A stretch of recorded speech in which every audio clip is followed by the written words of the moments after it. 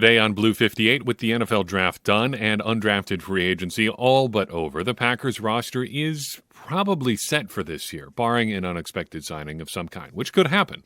But that means we can take a crack at predicting who the Packers will have on their 53-man roster. So that's what we're going to do today, though there may be a few surprises yet to come. Blue 58!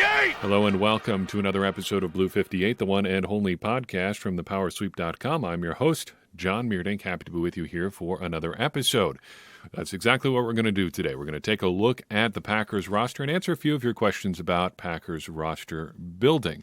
First, a bit of news to get out of the way. The Packers have signed one of their draft picks. Devonte Wyatt became the first-round pick to ink his deal this year, a 4-year, fully guaranteed $12.86 million deal, according to one Adam Schefter. The deal, of course, includes a signing bonus to the tune of $6.53 million.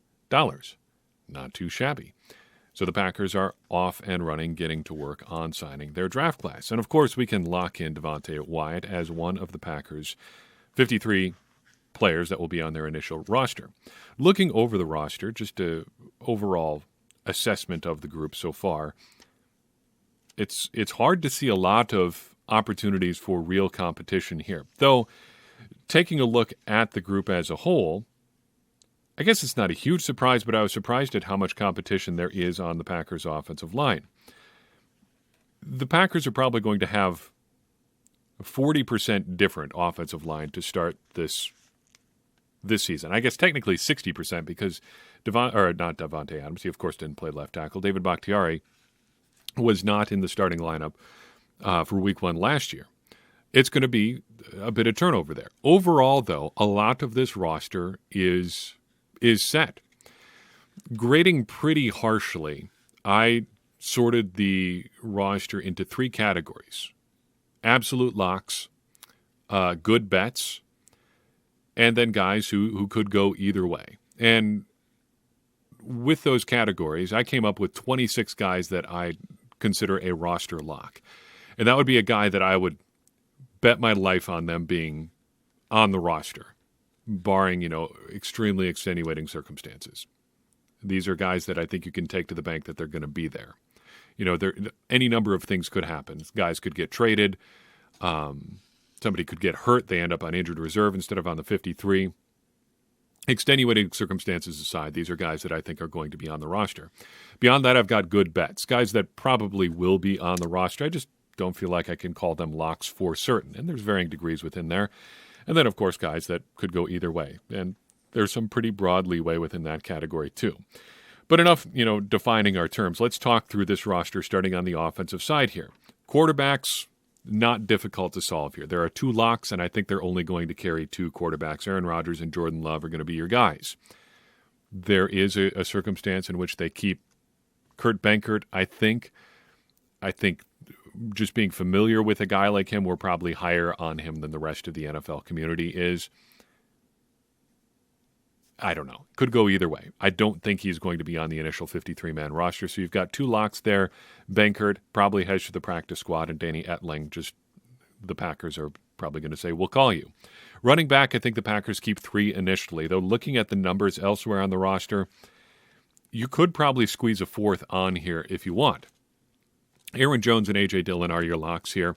I think Tyler Goodson, if the undrafted free agent out of Iowa, if I was making the roster today, I'd have him ahead of Patrick Taylor. We talked about him being a little bit better redundancy for Aaron Jones, and I think if you're looking for redundancy in your running back depth chart, it's going to probably fall more along the lines of Aaron Jones than A.J. Dillon. Patrick Taylor probably ends up on the practice squad, and of course, this entire configuration is contingent on Kylan Hill starting the season on the physically unable to perform list, which is my assumption as of right now. At wide receiver, I think the Packers keep 7 to start. And there will be movement, as there always is, but I think there's a good case to be made for 7. The 7 that I've got are Allen Lazard, Christian Watson, and Randall Cobb as your absolute take-it-to-the-bank locks.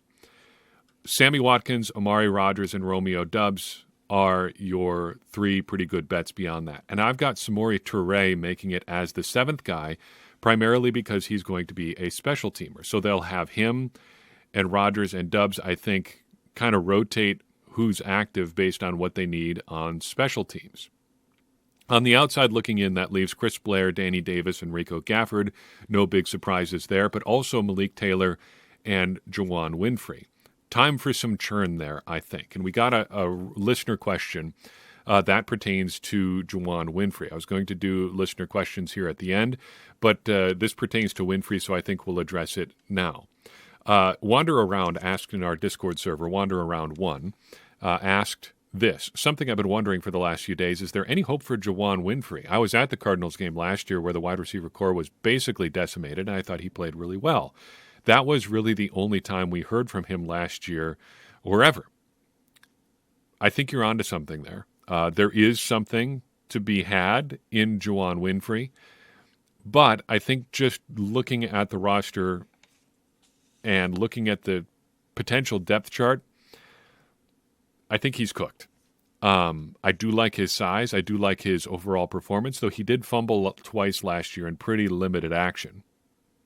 But to your point, when the Packers needed help at wide receiver, when their depth chart was torn up, when Devonte Adams was gone, or Randall Cobb was gone, or even Marquez Valdes-Scantling was gone, they didn't turn to Amari Rodgers. They turned to Juwan Winfrey, and that's because Winfrey's the more conventional receiver body there.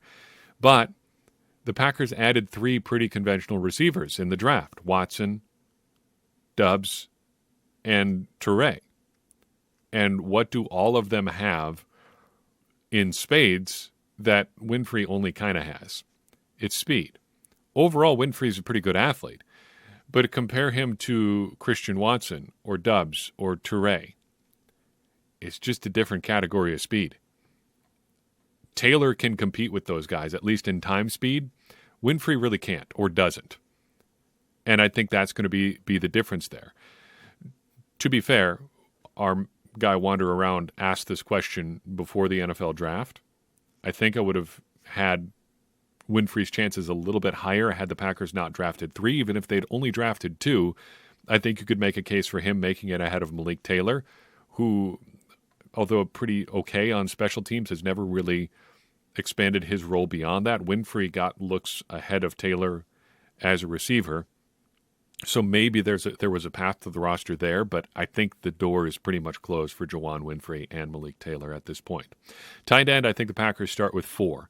Mercedes Lewis and Josiah DeGuara are your locks. They are the most unique talents here. Robert Tunyan starts on the physically unable to perform list, so he's not among the 4. Tyler Davis, I think, is a good bet to make the roster.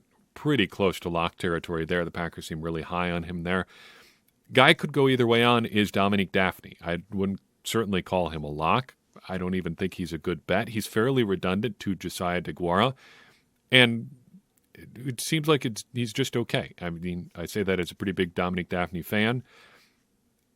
There's just not a whole lot there. And the redundancy to DeGuara really hurts him.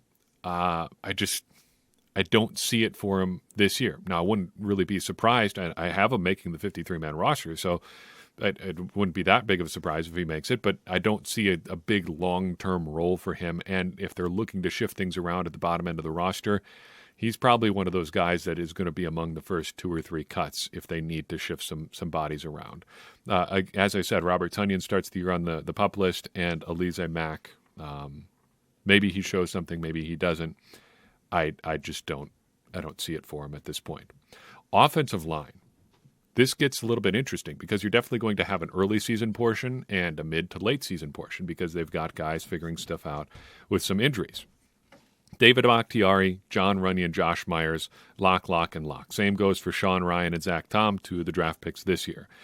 Beyond that, I think Yosh Nijman and Royce Newman are pretty 2 really good bets. To start the season, Nijman may be your starting right tackle. It'll probably be between him and Ryan, depending what they want to do with Ryan.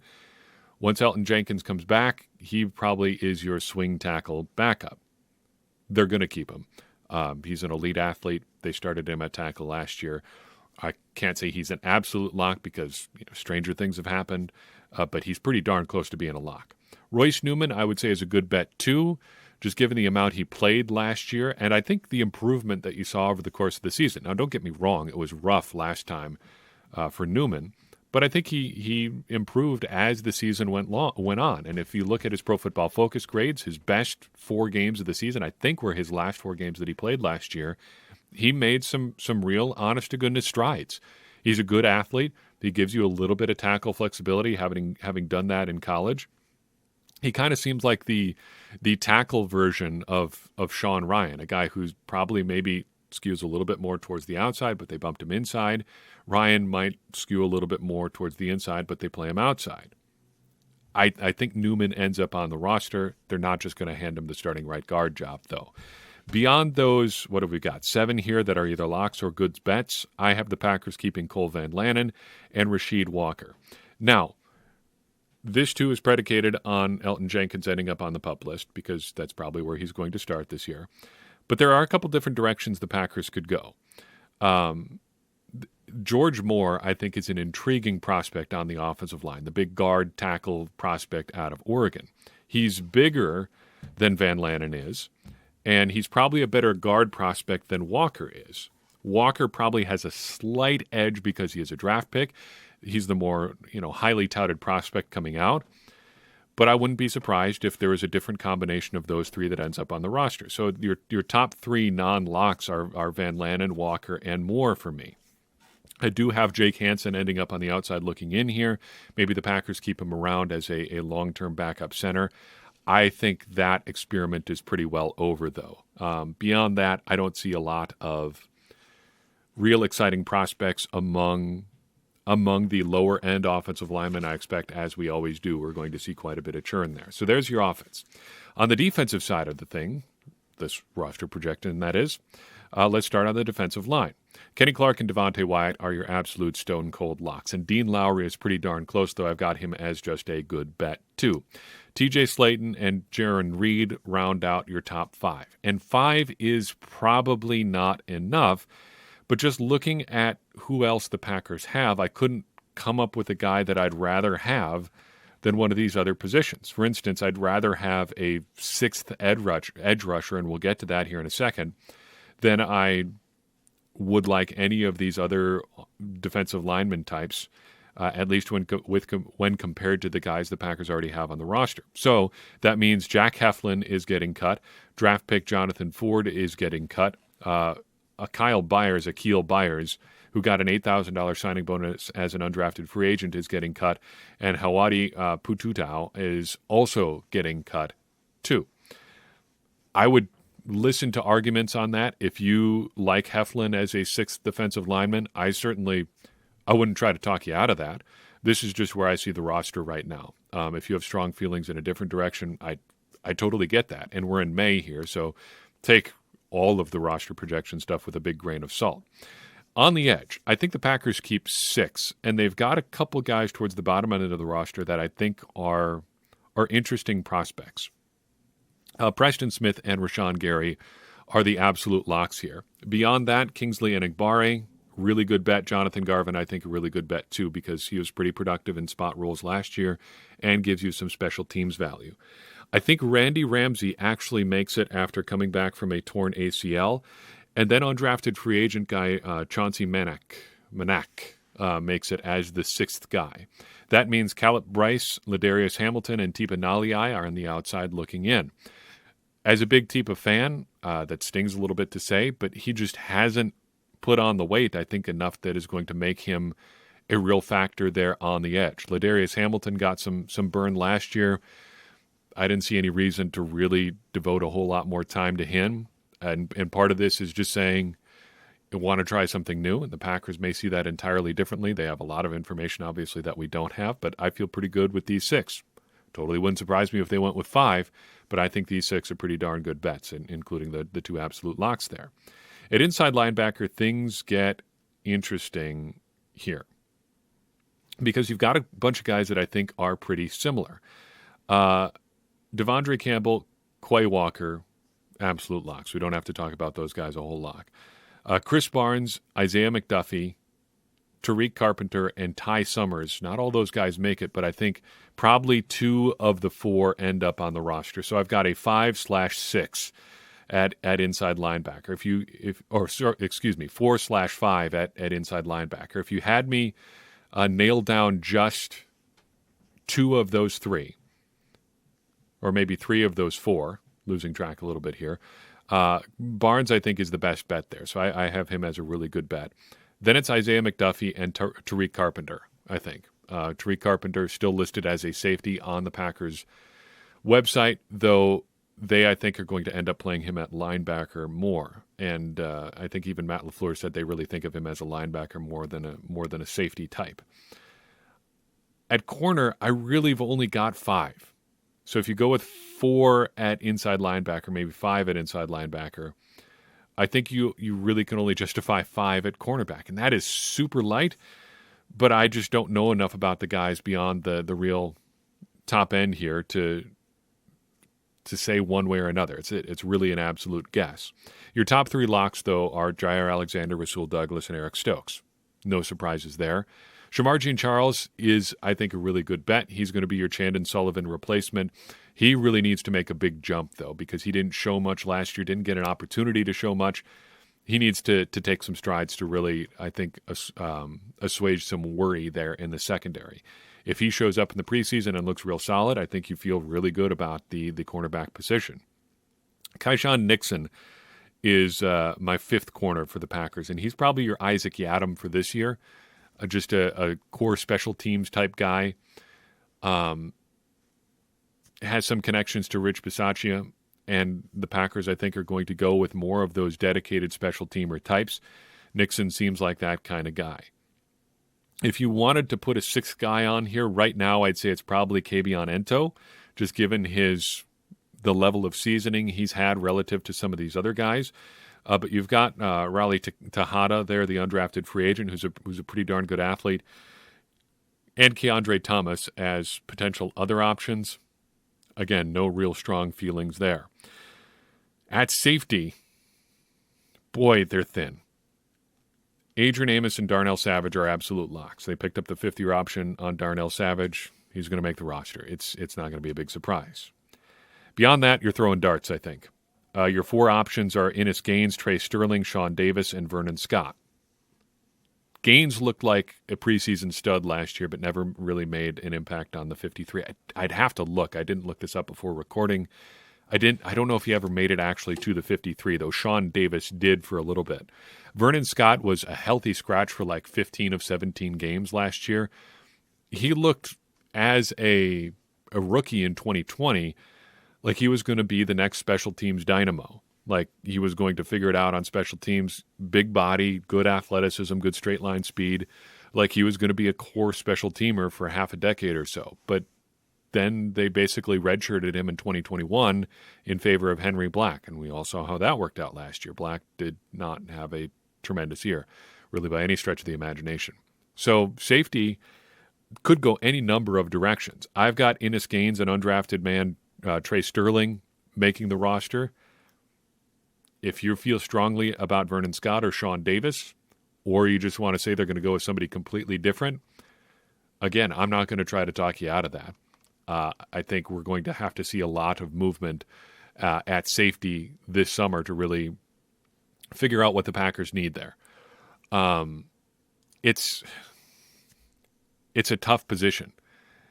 They didn't really add anybody of substance there in the draft. Tariq Carpenter, technically a hybrid. I really think more linebacker for him. Even if he was a safety, I don't think it answers a lot of the questions because he looks like exclusively a box guy if he's playing as a safety anyway. It could be a trouble spot. And it seems like it's been a trouble spot for the Packers since like 2019 when they were regularly throwing Will Redmond out there. Now, to be fair, I don't think there's a lot of teams you look around in the NFL and say, you know who's got 3 really good safeties that you can count on week in and week out?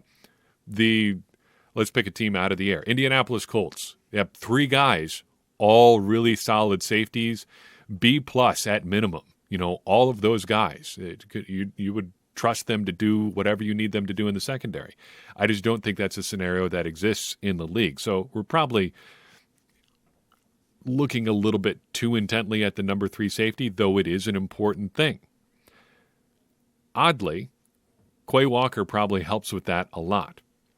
And that's a good transition here in a second to a great listener question that we have.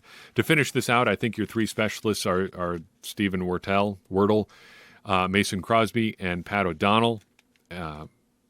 O'Donnell, I think, is an absolute lock. Crosby is a really, really good bet. I only say that because they've got two other kickers on the roster. What's going on there? That's kind of weird. And Wurtle is the only long snapper in the building right now. Though if they turned that at all, I would not be surprised either. There's the initial projection. I'm going to write something up about it, so we've got something on paper. Look for that at thepowersweep.com. Coming here very soon.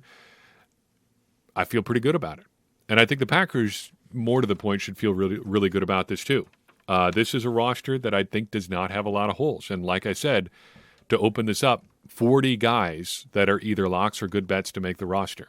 That's a pretty good place to be in May as you're heading into the summer months. Got a couple of listener questions that I want to take here before I let you go for the day. First, from Brian on Twitter. How does the evaluation of our individual defenders change if we stay in our base nickel more? Darnell Savage specifically might be an interesting conversation since his production has been questioned. I want to look at this question specifically and then generally. Specific to Brian's question, the nickel defense. Packers nickel right now is 2 defensive linemen, 2 edge rushers, 2 inside linebackers, 3 corners, and 2 safeties. The defensive line is easy to figure out. It's going to be Kenny Clark and some combination of Devonte Wyatt or Dean Lowry, depending on down and distance, depending on how those matchups go. It'll be one of those two guys, probably Wyatt more often than not. On the edge, no surprise, Preston Smith, Rashawn Gary. Inside linebacker, Devondre Campbell, Quay Walker.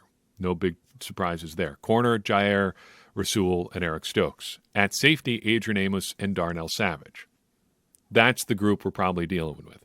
So how do the evaluations change? Guys I feel better about include Darnell Savage. His responsibilities are going to be a little bit more limited this year. Always good when you have a guy with great physical tools but questionable execution. Giving him fewer responsibilities allows him to do what he does well almost exclusively. You don't have to stretch him at all. He's also going to be less run-focused this year.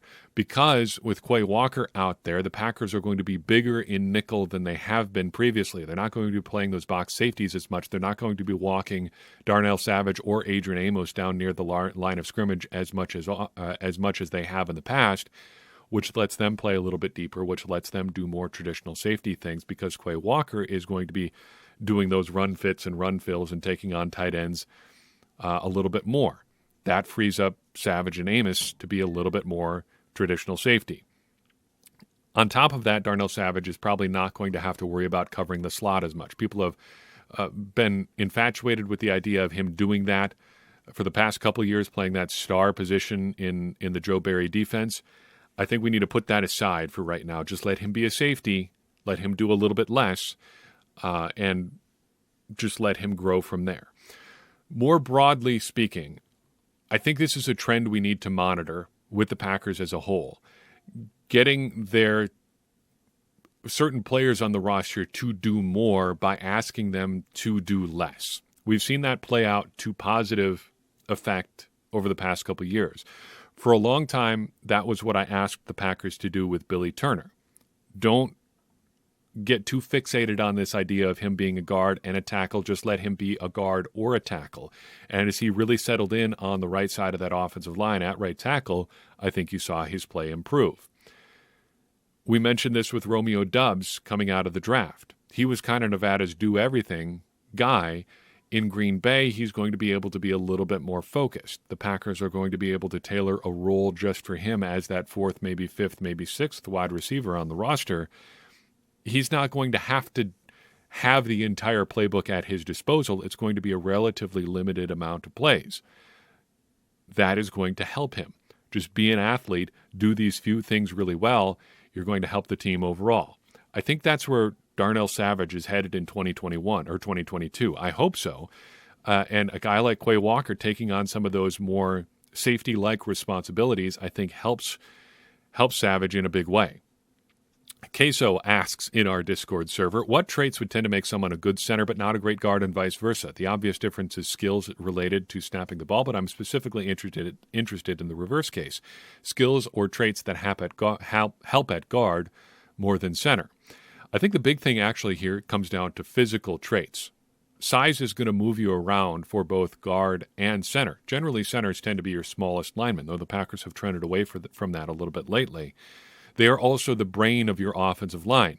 They're doing your offensive line shifts, your line calls, sometimes even identifying the middle linebacker for your quarterback. Jeff Saturday did this for years for Peyton Manning. He was responsible for identifying the mic, which is kind of the fulcrum for your entire protection plan. It's going to affect how you shift left, how you shift right, things like that.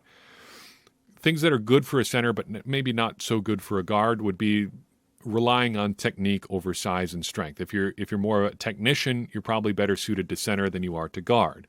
If your approach is more cerebral than just mauling, you're probably a center more than a guard. Good guard, bad center, again, tends to be more of just a blunt instrument, a mauler. Put a little bit differently, think of it as athleticism. Centers rarely have to pull, so if you have good movement abilities, you'll probably end up at guard rather than center. If you've got two players with comparable size, you'll probably put the better mover at guard. They are pretty similar positions and becoming, I think, more so now than they were before. I think a guy like Josh Myers can play both center and guard. The Packers still have him listed as a center guard on their website. Zach Tom, I think, is going to be a real prospect for the Packers at both guard and center. It's becoming, the distinctions are blurring more than they were in the past. But I think there are still some semi-meaningful distinctions between the two. Finally, Ray Pesebe asks in our Discord server, how important would you say the ability to play well in inclement weather is for the league as a whole? Obviously much more important for teams like the Packers or the Buffalo Bills. It's certainly not a negative, but I don't think it's something that people are getting drafted for. I think it's justification that you add after the fact, specifically if you're a team like the Packers or the Bills who are playing in bad weather a lot. The Packers said it about A.J. Dillon. They could really envision him playing in bad weather games for them. But I think they were just going to take A.J. Dillon regardless. And that's fine because he's good. He's a good player. That he can play well in bad weather is a bonus. Think of a feature on a car that's nice to have but not necessary to have, like having both a sunroof and a moonroof. It's not bad if you've got one. You're certainly not going to be upset about it, but you're probably not buying the car because of it either. You're not sitting at home thinking, should we buy this car, yes or no? Well, it's got the moonroof and the sunroof, so that really seals it for me. You're probably thinking about a lot of other things first, but then when you get it home, you go, oh, it's pretty neat. It's got a sunroof and a moonroof. That may be a bad example. Maybe people are out there buying their cars because of that feature specifically. Think of whatever feature in a car that is nice for you to have, but not necessarily something you have to have. Certainly it's not a detriment to be able to play well in bad weather, but I don't think it's a reason to take a player over a different guy. So I've got for you in this episode. I appreciate everybody who wrote in with questions. I appreciate you for taking a second to download this show. I would appreciate it even more if you would go ahead and share it with someone you think would enjoy it. It's going to help more people find the show, and it's going to help more people get involved in this conversation that you and I are having about the Green Bay Packers, which in turn is going to help all of us, me included, become smarter Packers fans. And as I always say, smarter Packers fans are better Packers fans, and better Packers fans are what we all want to be. I'm your host, John Meerdink. We'll see you next